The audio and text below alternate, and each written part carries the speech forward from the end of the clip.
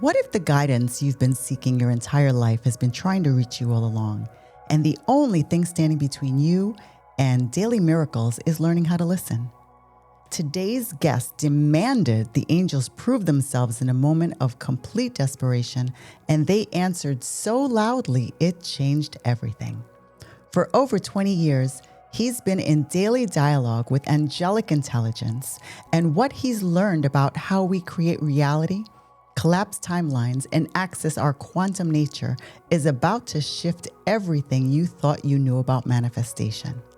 Welcome back to Awaken Your Authentic Self.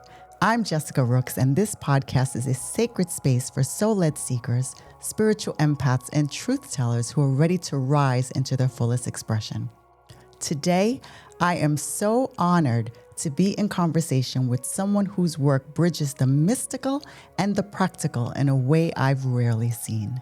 Seph Dietlin is an internationally recognized angel communicator, multi-dimensional bridge, and quantum activation guide who has spent over 2 decades translating celestial frequency into tools you can actually see. He's a certified hypnotherapist, intuitive channel, and the creator of Divine Dialogue, a framework that helped thousands move from spiritual theory into direct lived experience of higher realms. He facilitates contact journeys with angelic and Lemurian intelligences, leads retreats in global energy vortexes, and is launching The Quantum Conversation, a media project designed to transform how we understand consciousness itself.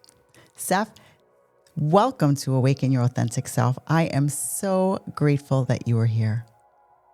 Thank you for having me. I'm really grateful to be here and share anything that I can to empower the listener to be all that they can be and live the magic. So thank you for inviting me. Absolutely. Once I read, oh my goodness, I knew that I had to have you on the show. I'm so glad that you just said yes. So Seph, let's dive right in. You mentioned that in 2002, during a moment of shattered hope, you demanded the angels make themselves tangibly known, and they did loudly. Can you take us back to that exact moment? What was happening in your life? What did that angelic response actually feel like in your body and awareness? And how did it fundamentally shift your identity from that day forward? Yeah, thank you. I can still remember it as vividly as if it happened just a moment ago. And in that moment, certainly I did have probably the worst day of my life in terms of living as a material human being. I was at the time a very successful real estate agent in Southern California, and I had all of my escrows cancel that day. So, in other words, all of the business that I had worked on had literally just collapsed. And what's more, I had realized that I was in a one-sided relationship because when I went home that evening, I decided that it was time to have a conversation about mutuality because under the pressure of the lost business was also the idea that I was carrying someone else. Mm-hmm. And that conversation turned into a breakup. Wow. So that was a day that I had lost everything that materially mattered to me in that day. And not being spiritually awake at the time, that would have actually encompassed everything. Mm-hmm. My future income or present income and a relationship that I was in collapsing and dissipating and dissolving all in that same moment. And like many people who live in a heightened spiritual journey, I could reflect on my past as having been difficult. And it was at this point that I thought that I had actually transcended a lot of the limitations I lived with as a younger person, not feeling like I fit in because of the emotional frequency that I resided in and being made fun of for being sensitive and other things. I was at a point in my life where I felt that I had achieved business success and a relationship that made me feel like a normal person again, I guess you could say.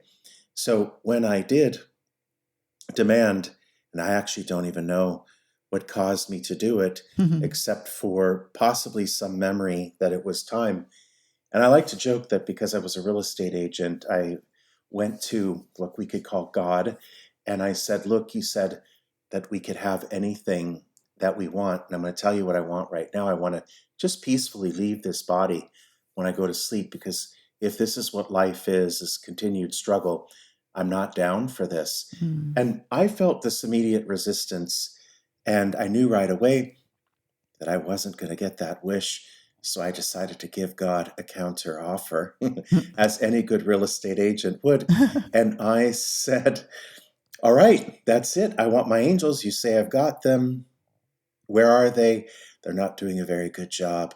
I want to talk to them. How on earth can I be guided by such beings if I can't even hear them or see them or have some tangible way that I could receive their guidance?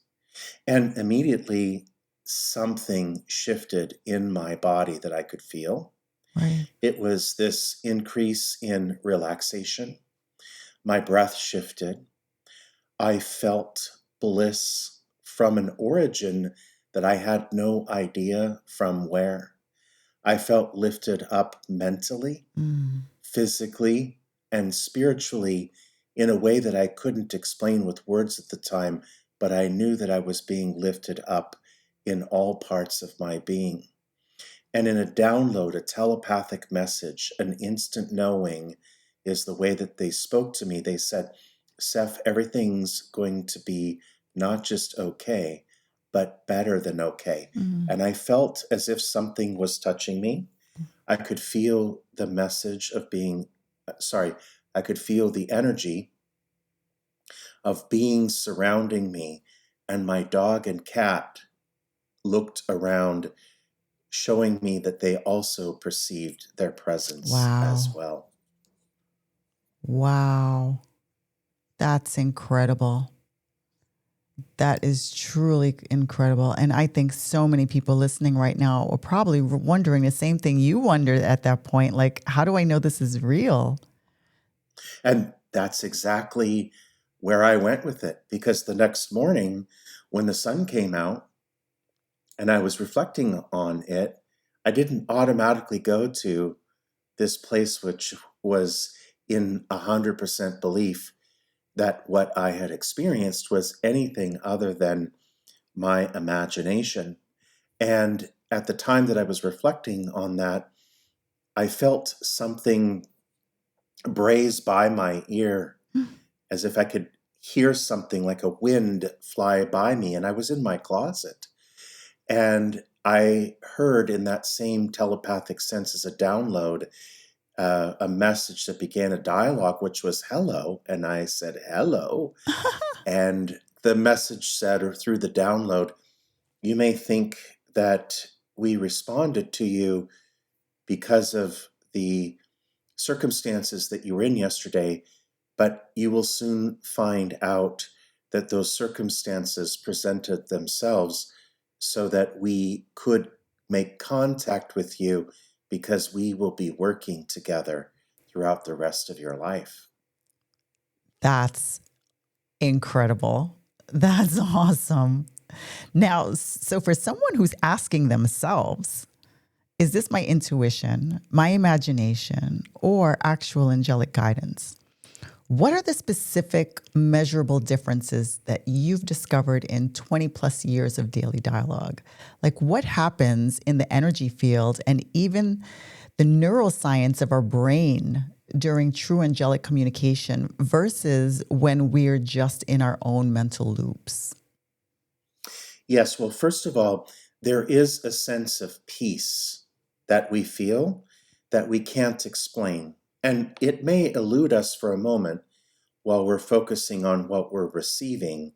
But when we do pay attention to the peace that we feel, our body also responds with resonance. So it may appear perhaps as a just spontaneous um, insight or idea, and it may pop in a moment's notice, but what we feel is peace and resonance. I've noticed lately that what will happen is something beyond me will cause me to pull in a deep breath. And from that space of a deep breath, I feel that inner yes. And we've all Mm, become familiar with that sense of inner resonance where we can very clearly get an inner yes and an inner no. mhm. And for those who haven't really created that distinction for themselves yet, let me help you with that, because the energy of an inner yes feels like expansion, like a fountain of energy is emitting from you. And an inner no feels like a snail or a turtle going inside a shell. You Mm, feel something contracting inside your energy field. So, an inner yes or resonance, it's a very distinct signature. And once we know what it is, we will never lose our way, because that inner yes is very, um, it's very telling, and right. we know what it is. And I would say, in much the same way, if we hear a kitten meow, Mhm. we don't have to see the kitten to know that there's a kitten nearby, because we know what a kitten sounds like when it meows. It's very distinct. And so that inner yes, which is what we call I resonate with that, is our resonance. And that inner contraction is our dissonance, which is the opposite polarity of resonance. And we can feel it in our body. So we will also notice that we will resonate with the information.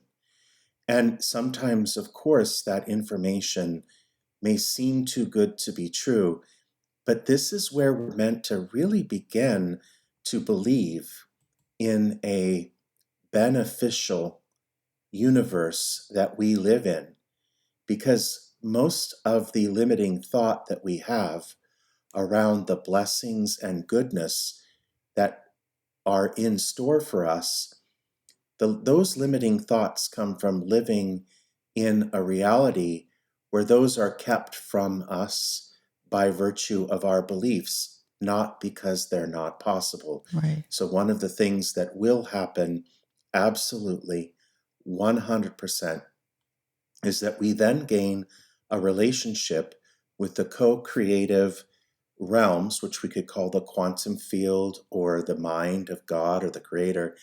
And when we do this, we end up finding that things that before seemed impossible become possible all the time. I love that. I love that you bring both the energetic and that scientific perspective to all of this. Now, Thank you. you teach a 4-phase miracle method: tuning in, receiving, acting on guidance, and staying aligned.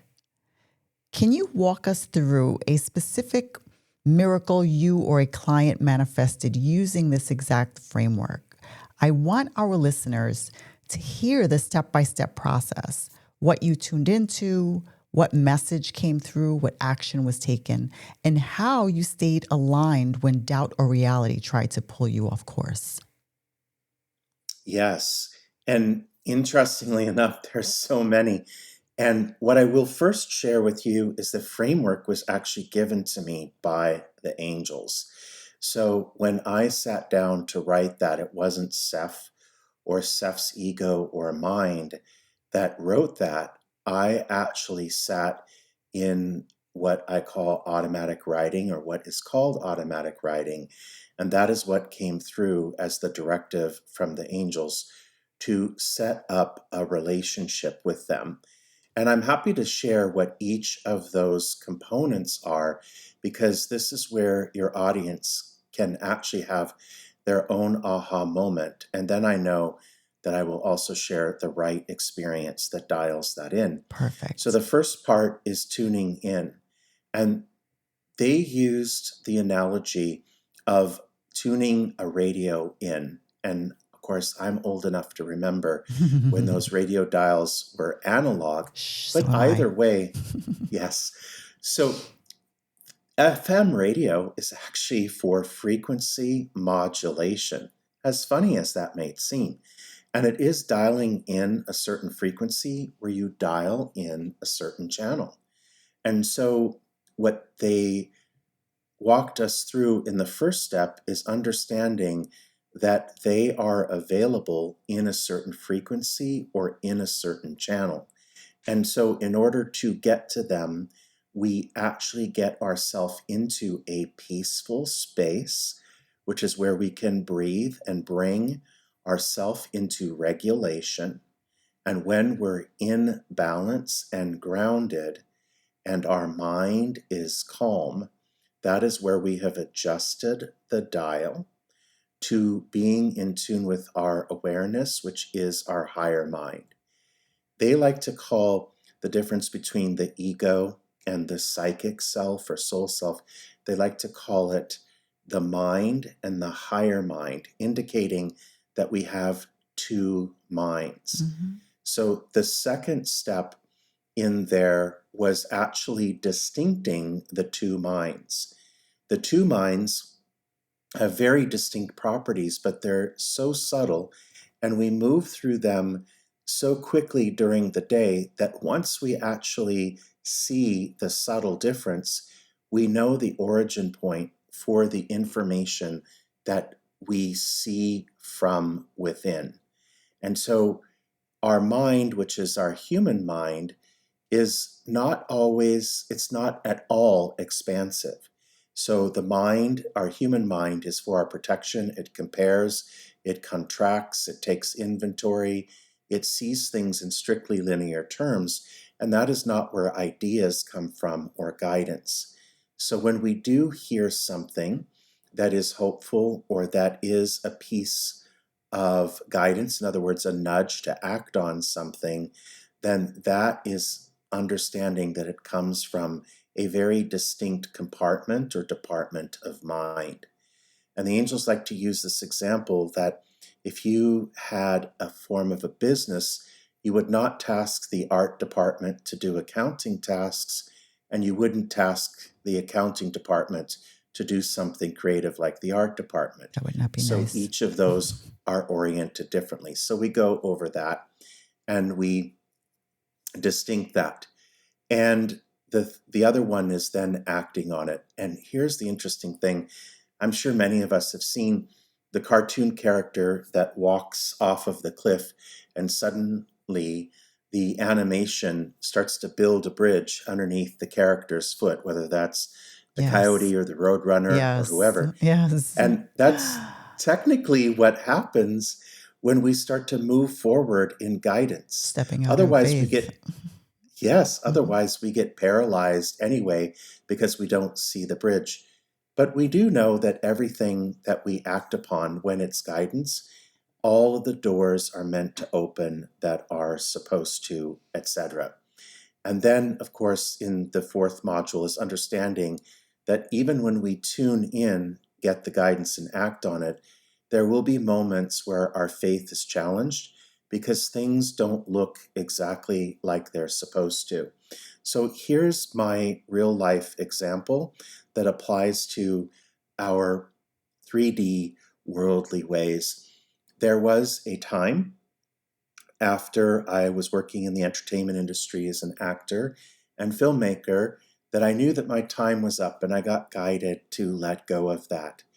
And interestingly enough, I got a piece of guidance to just for a short period of time to sell cars.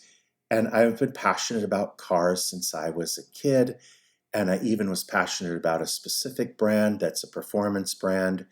And it was the guidance to just immerse myself in that world, just to do something I was passionate about and wait for the next part or phase to open up. So I got the nudge to do that. And for whatever reason, I also got the guidance to call a friend, but I wouldn't have called it guidance at the time. I just felt an inner nudge to call a friend who's like a sister to me. Mhm. And I called her and I said, "Oh my gosh, I have this amazing idea. And I'm thinking that I'm going to do this and that and this and that. and I'd like to sell cars for a specific brand. And she started laughing. She said, my best friend is a sales manager at such and such dealership. Wow. And the next step was that a call was placed on my behalf. I met this person and I got the job. I didn't have to do the normal steps that it took to land this job at this dealership. And I know it's very interesting to think of someone who has this gift of integrity walking into a car dealership. So I assure you that all of my transactions were done with integrity. By the way, the funny part of that is that when you are there and you do treat people with integrity, they don't believe you because they're already attuned to that type of... There's an expectation when you walk into a car dealership and deal with a salesperson. I know. I know. When you greet someone, people are like, who are you talking to? You know, it's like, oh man. So interestingly enough, I was told that I would be there temporarily. After I started working there and I encountered the energy of working in a car dealership, I was so upset with the angels. Every day I put my tie on and I said, what are we doing? They said, keep going, keep going, keep going. And some days I had a good day with it. Some days it was excruciatingly challenging. Ultimately, what I did discover was how to basically be in a higher frequency to produce what I needed to produce or to attract what I need to attract. And once I got it, they said, you're done. And literally before that happened, in January of 2020, I was told by them, you're just about done. This is just about complete. And when this is done, you're going to be walking into your purpose. And in March of 2020, I don't think I need to spell out what events were taking place then, but what that led to was that I got laid off, which entitled me to unemployment. And that gave me the opportunity to be at home and to begin to build my outreach with the angels and this work. Now, the funny thing is, the sales manager for the dealership, he accidentally heard one of my podcasts about talking about the angels and consciousness. And he sent me a text and he said, thank you. I said, for what? This is some couple years later. Thank you. And for what? He said, I've never had anyone explain consciousness to me before, like you're explaining it to Kara in this interview. And I was like, wow. And we have meetups regularly where he talks to me about this kind of thing. So there's not a scrap of anything that isn't useful to the universe. So I hope that's a good, practical story about how we apply all of this. And it repeats itself all the time. I was just telling someone today about when I was in Hawaii and I didn't know where I was supposed to go next, but I felt called to go to Portugal for a time.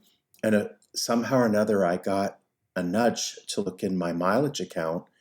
And normally that kind of ticket costs about 80,000 miles. But the day that I want to travel, it costs like 27,000 miles.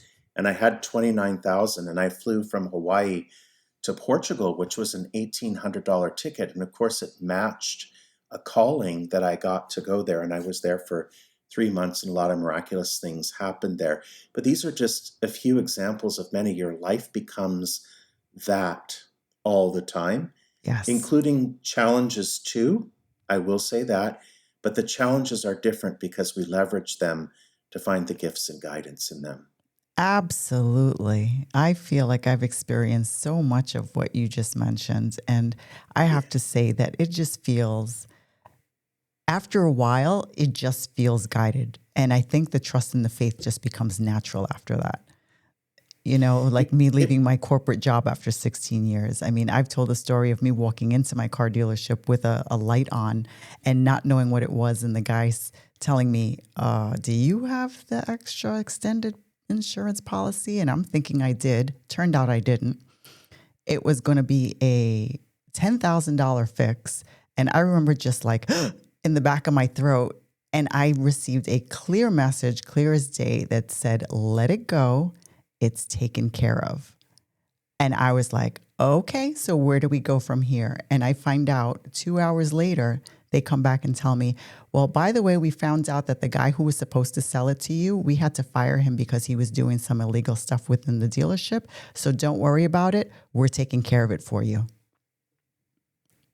I was like, thank you, thank you, thank you. But I feel like if I would have harped on it, as so many people would normally do, which is your normal, reaction, that I would have ended up instead having to pay $10,000 out of pocket. But I trusted the guidance and was definitely very well rewarded for it. Now, Seph, let's talk about the Lemurians. You Yes. facilitate contact journeys with Lemurian intelligences. And you've mentioned that many people are suddenly remembering or reconnecting with them now. For someone who's never heard of Lemuria or feels a strange pull toward it without understanding why, and I'm going to admit that I've been one of those people. So who are the Lemurians? What do they want us to remember? And why is this reconnection happening for so many people right now? Yes, and it's even surprising for me too. Excellent question. And I love speaking to those who suddenly find themselves connected to Lemuria.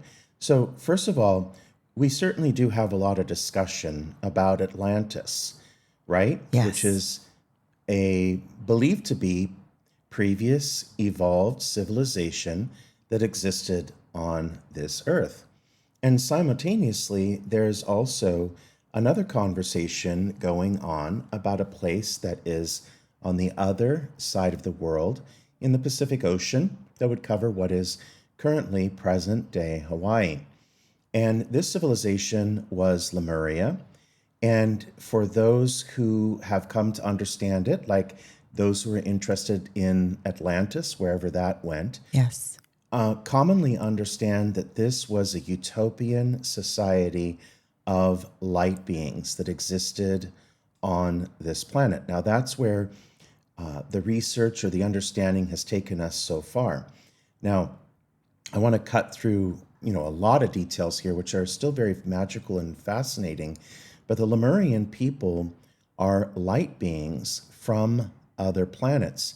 So if you could imagine, however millennia ago that the Lemurians occupied this Earth, they did so at a higher resonance or a higher frequency because they come from a higher octave reality or planets in that case. Now, here's the fascinating parts of it that go beyond theory or guessing. I had an experience in astral travel in hypnosis where I came to connect with the Lemurians. Now, this is where I introduced the idea that there is no linear time and all time points meet at one point. Also, there are frequency overlays, which on some level we all understand that occupying the same space that we're in is also other realities that are completely taking place, but in higher octaves. So we are not necessarily a part of them. Now, as we start to evolve, we're going to start to tune in with them because our frequency is raising to the point where we're getting close to their frequency. Nice. Now, if you're catching my drift, hint, hint, nudge, nudge. So in this session, I ended up having a deep conversation with these Lemurian beings. Now, they looked like blue light beings to me. They lived underwater. They told me that they're there, but we would never find them because they're in a different octave. Now, 4 days later, a person came to me to do hypnosis for something else, and lo and behold, guess who she met? The same exact people. Wow. Same exact, yes, message, same exact description. Now, fast forward, we've been going into hypnosis to connect with them. Now, through the process, I was called to go to Hawaii, which is, when those who know about Lemuria, they understand that the aloha spirit of Hawaii is actually the remnants of the high octave frequency of the Lemurians. And Wow. the higher levels of Hawaiian spirituality actually acknowledge that they are descendants of Lemuria and the Star People. So there are a lot of fragmented pieces that still connect together to give us a picture of who and what the Lemurians are. Now, there's a couple of interesting parts of your question that I want to make sure that I get to, because I was called to go to Hawaii with a one-way ticket intuitively. And what I ended up discovering was many things, my connection to Lemuria, and I ended up creating a network of people. And this is where I was informed intuitively that I would be doing retreats. And the long story short is that I have begun, of course, through miracles and synchronicities, to do retreats in Hawaii where people would calibrate with this Lemurian frequency. Now, because the Lemurians exist in a higher octave, and this is what they've told us because we've begun to access them frequently through the channel, is that our Earth is also ascending. Now, in the common quote unquote accepted narrative of Lemuria, it is accepted that the Lemurians disappeared via a cataclysm of some sort of flooding, which flooded the Pacific Ocean, whereas the Hawaiian Islands are the very top of the mountains of what was originally the continent of Lemuria. Now, whether that may or may not exist in that way, what the Lemurians have shared with me is that they ascended. They went into another level because this earth descended into a density. Right. And in much the same way that we're heading toward a point of bifurcation, which is a term that explains that there will be a split in the world, that it isn't a one-size-fits-all ascension, shall we say, Right. and that probably resonates, Yes. is that we very clearly see that there are two distinct frequency instilled in the population. We have those who still want to live in the old egoic system and getting deeper and deeper into it, Yes. and those who have discovered who they are and are getting deeper and deeper in that. Well, this is where the split occurs, and the reason why the Lemurians are suddenly making their appearance is, first of all, our frequency, those of us who have been expanding and raising our frequency, we are close enough in resonance that we can reach them. So in much the same way, if you were traveling a waterway and happened to see an island because it happened to be there, that's the same thing that's happening with the Lemurians, because we're now able to detect them because we're in a frequency range where we can reach them. And they're here to help us. Believe it or not, when we reached out to them and started communicating with them, they were relieved and full of joy to connect with us. Oh, They said, I "We love want it. to connect with you." Yes. And they're here to help us continue the expansion of frequency so that we can jump into the same octave where they are. And as they say, many of us are simultaneously incarnated as a Lemurian being and also in this incarnation as well, especially those who feel that their mission here is to assist the earth into ascension or into the higher states of consciousness. In other words, we were sent here on assignment from there. Right. Now, from there, just so you know, there's no limitation that says, well, I thought I was Atlantean. Could I be Lemurian? The answer is that D, A, B, and C above. We are simultaneously incarnated in many realities, in many dimensions.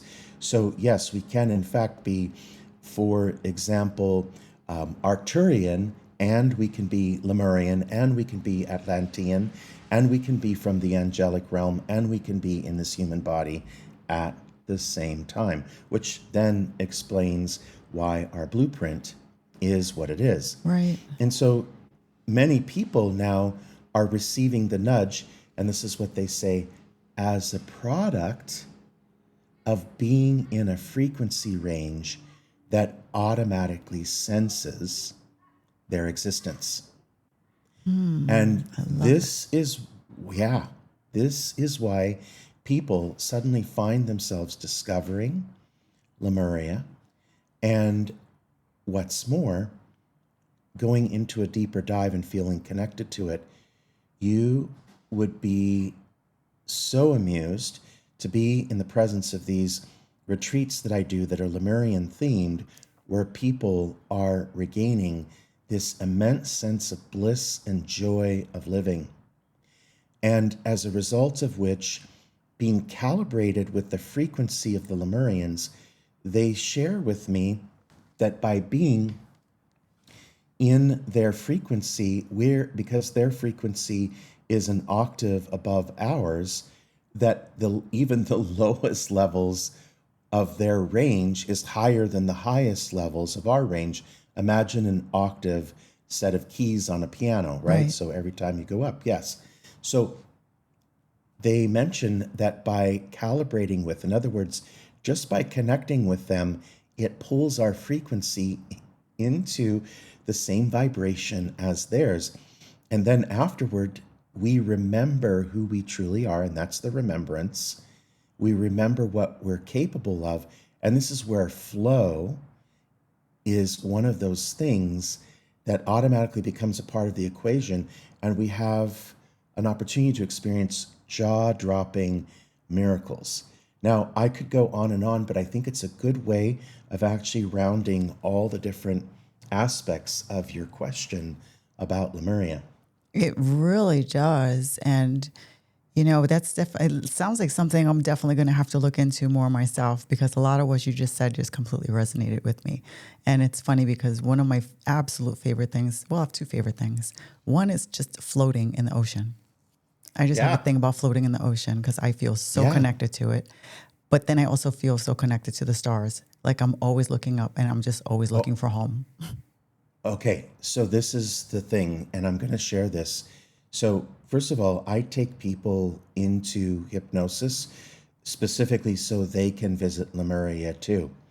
And when they do this, they have a very profound experience of being at home. And I'll tell you, people describe the same things, and I'm not going to say what they are, Right. just literally because if anyone wants to experience that, I don't want there to be a spoiler alert.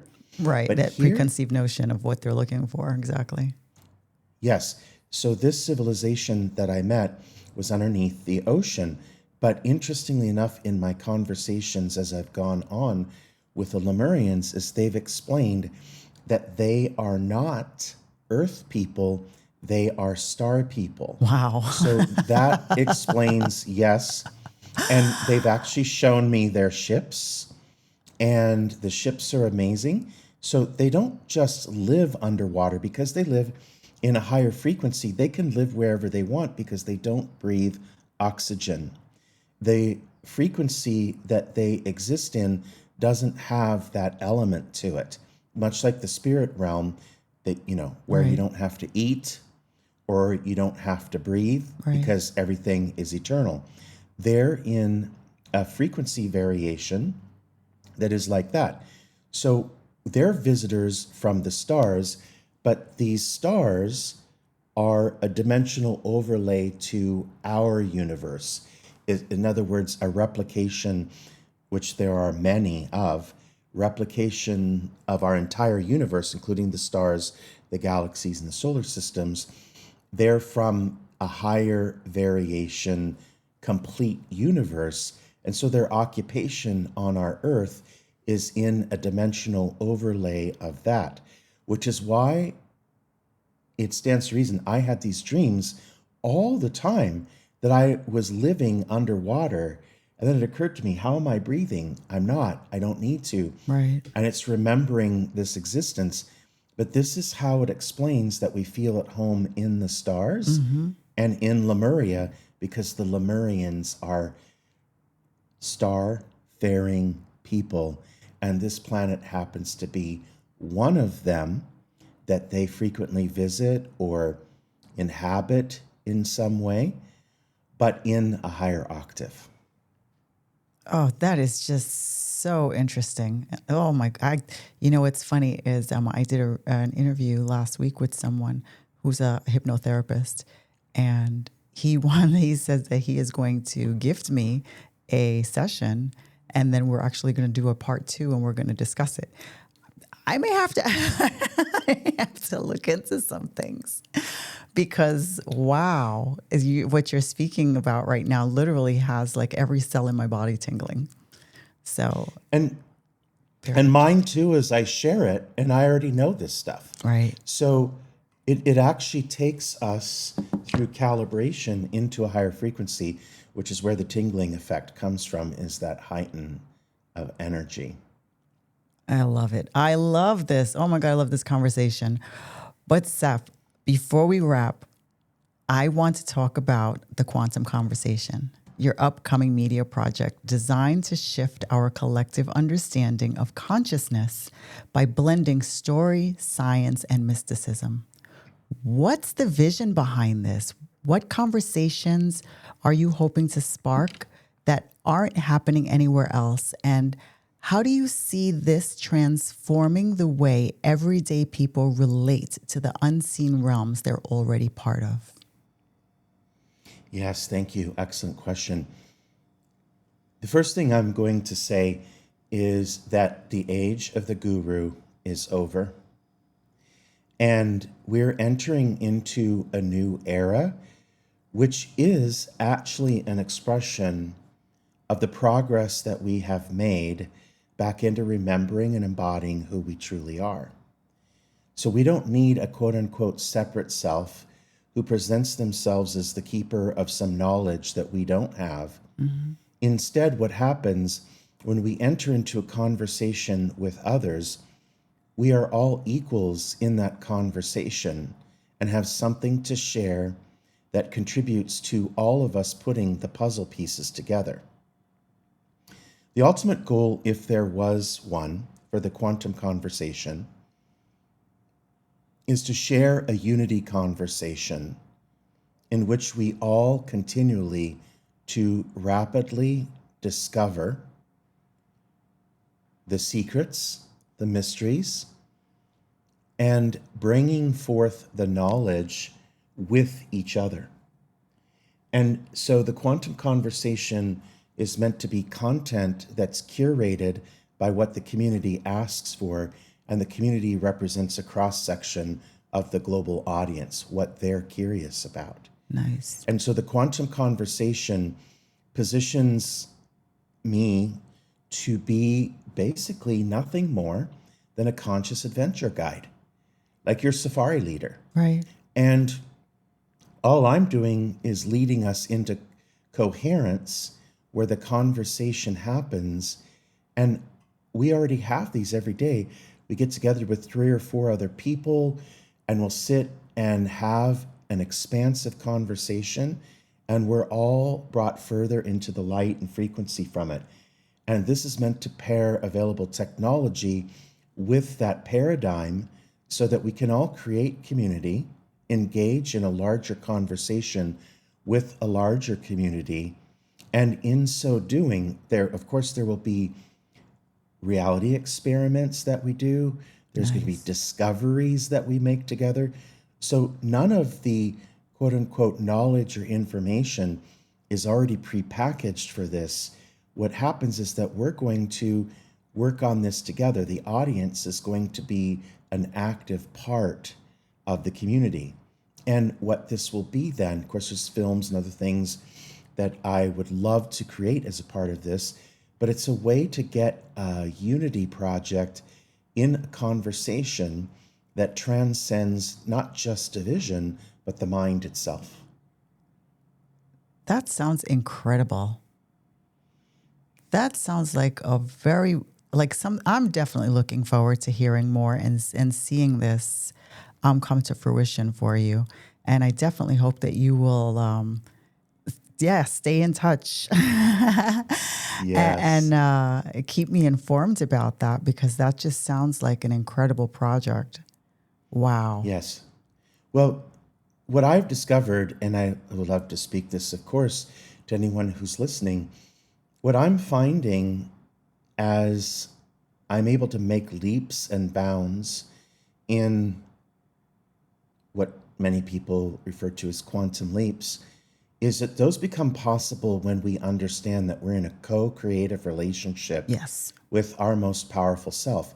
So our most powerful self is actually doing the magic or the creation, but what we do is calibrate ourselves to be in greater receptivity and communication with it so that we're acting as a team that is in alignment and unity. Right. So, even when I describe this project, it sounds intimidating to me to have to be called to do it. I understand what it is.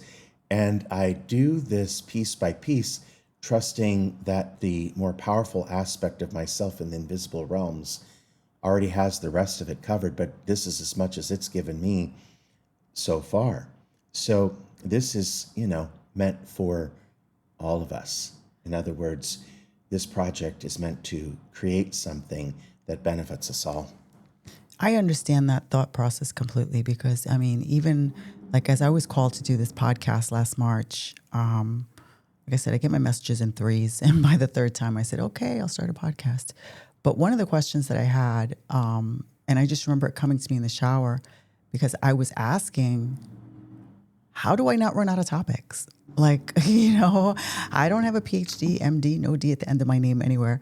Who's going to listen to me? Why would they listen to me? And then the whole thing was, how do I just keep getting topics? And I remember clear as day receiving messages in the shower telling me, you will always have topics and we will always make sure that you do.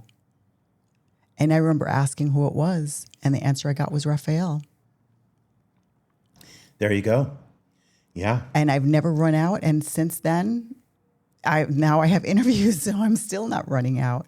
So they've definitely held up to their end of the bargain, and it still continues to go on. And I just feel blessed to be able to do this kind of work. So I understand what you're saying. They give you so much, and then you just go on with trust and faith, and they hold on to their end of the bargain. They hold up to it. And they always do. Yes. That's what's really interesting. And I'll remember that when I was intuitively sent to Hawaii in a one-way ticket, 8 nights accommodation, 21 days rental car.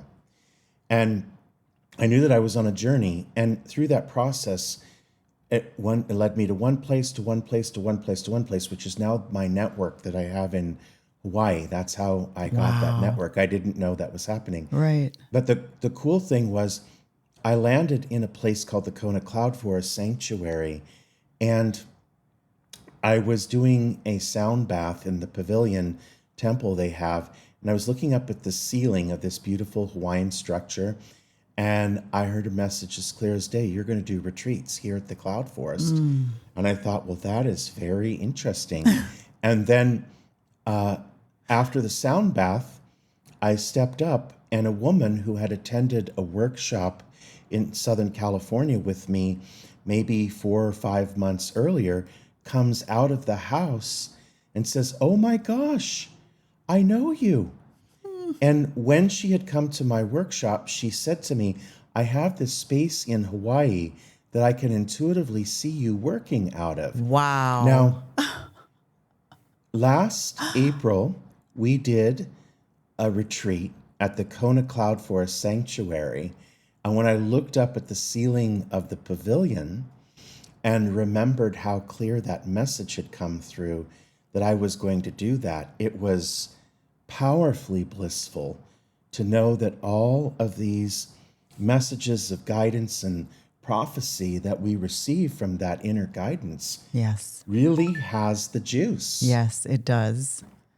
And the thing is, how many people probably get messages every day and just chalk it off to them, telling themselves what they want to hear, or, Well, just how many things I said to myself before I actually stopped and started listening. And that's what we're here for. Exactly. And that's why these stories are valuable. They're valuable because when other people hear this, they say, ah, It's not I just mean, me. yeah, and what's interesting is when I do these retreats, I always hear what the right medicine is. And there was one of the retreats, this one in Hawaii specifically. I know a person who's a light language healer who does light language. And for those who haven't heard it, it's when people start vocal toning in a way that they don't understand Yes, I've heard what they're that. saying, and they're speaking a language. But when you're in its presence, you feel this sense of bliss and tears of joy, and you definitely feel like you've been calibrated with something higher dimensional, which is what it is exactly. And I told her, I want you to do a session for my people. I'm getting guidance that you're supposed to do that. Right. And she did it. And afterwards, she said, oh my gosh, I didn't know that I could do that. And then about 9 people came up to me after that particular session and said to me, oh my gosh, I have been doing light language, except I didn't know what it is. And now I have permission to do it because Wow. I thought it was just something weird that I was doing. Right. So that's where, I mean, this goes back to the quantum conversation. This is where we all lead each other. Seph, oh my goodness. Seph, this conversation has been absolutely transformational.